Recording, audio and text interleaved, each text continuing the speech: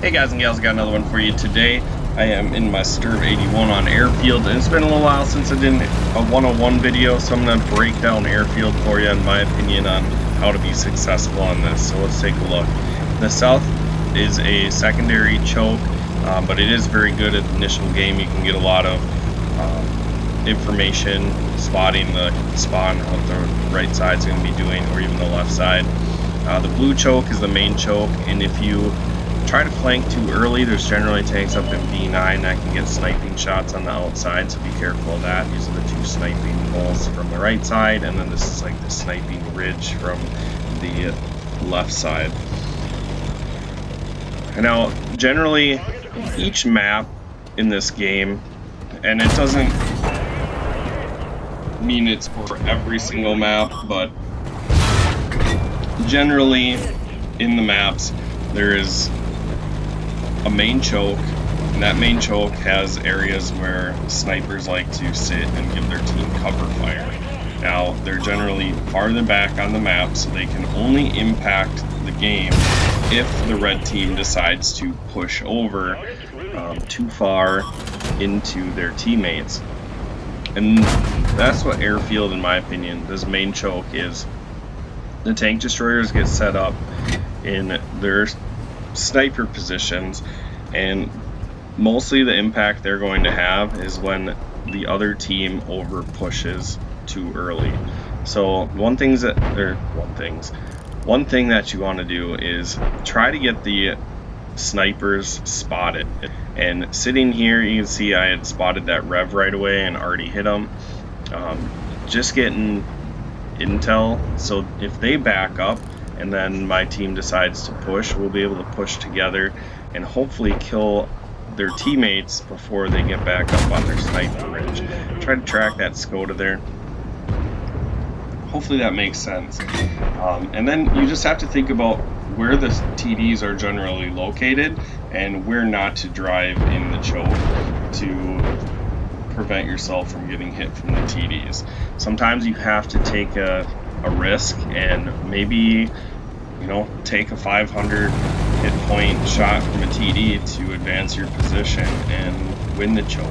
Because once you're under their gun line, they can't make an effect. But my team isn't pushing, they're staying patient, so I'm going to try to move to the middle and give some support here. Then we catch a J-Pan driving along the top. I missed my first shot. Trying to get his track off so me and this guy can punish him, and he turns right at the last second, and now he drives away. Now, we have seemed to have lost the south, and if we have lost the south, they can either make a push through the middle, come in behind us, or cap.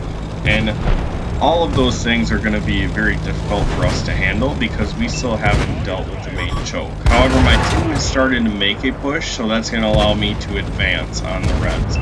And this is a good position to be in to hide from the tank destroyers, but if Artie's still alive, this is a wretched position.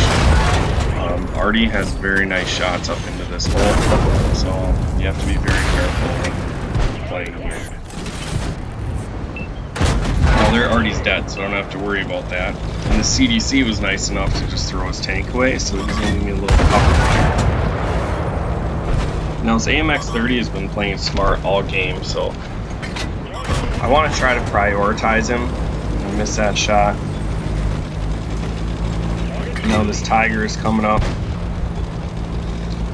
The Strv 81, in my opinion, is a lot like the Atomic, and the turret is very strong. The hull is capable, like the side armor can side scrape a little bit. But you have to be smart at what you're fighting. This tank plays up to tier 10.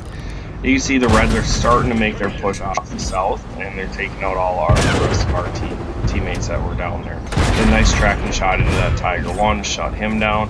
SCOTA comes up, and he decides to park there. My 705 shuts him down. Now that AMX-30 is here,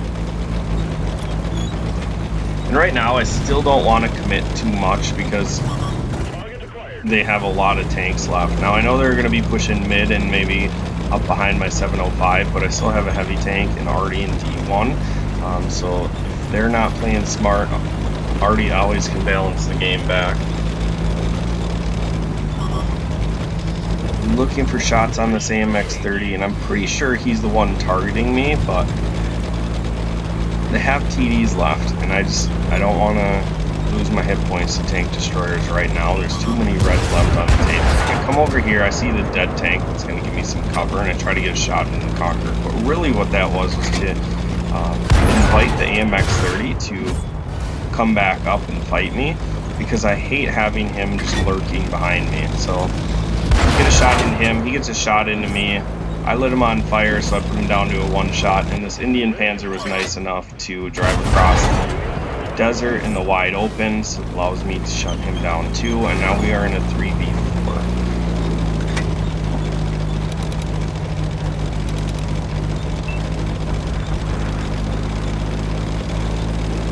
Alright, so I have a Tiger 1 over there. He's fighting a T-30, which is not a good combo, and since I'm not paying attention, this IS-2 manages to put me on a one-shot for pretty much anybody, and that T-30 is pretty healthy, so I'm thinking that we're going to lose this Tiger 1, and me and this 705 that are both on low health are going to have to figure out how to manage this game.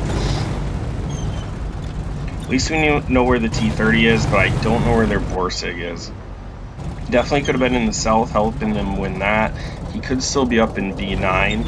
I'm just really not sure, but we have to let that Conqueror push into our crossfire, and hopefully that we survive.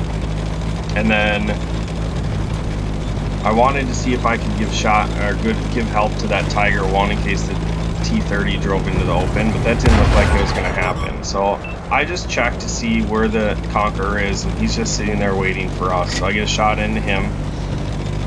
I don't have 6th Sense because this is my Kronbogen driver. Apologize if you can hear the train in the back. I'm still looking for shots on that T-30. I can't see it. Looks like he jumped on top of our Tiger, and our Tiger kills him, which is huge. Did I say T-30? I meant T-28.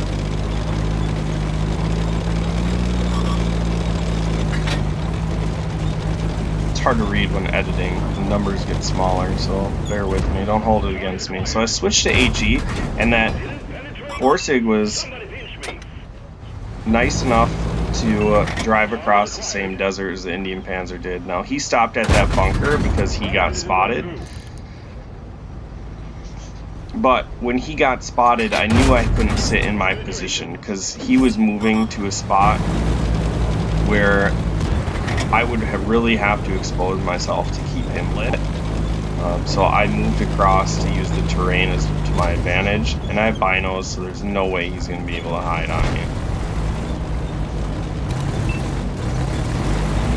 Tiger 1 is like my hero right now. He comes up behind the Conqueror, smashes him,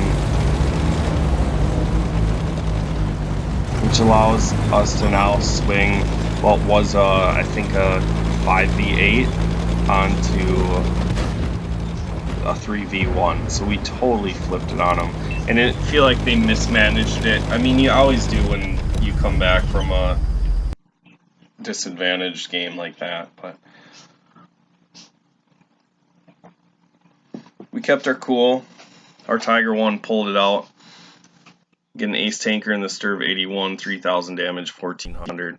Send the Tiger 1 a message, and I think send a 705 one too. But yeah, that's Airfield. It's a patient game up top, so the south can be very manipulative to the game. Now, had they got on cap, that would have forced us to do something a little sooner and raise up the sense of urgency, but they didn't do that, so that's all good. Well, I'll quit babbling. Make sure you like, share, subscribe. I'll catch you in the next video.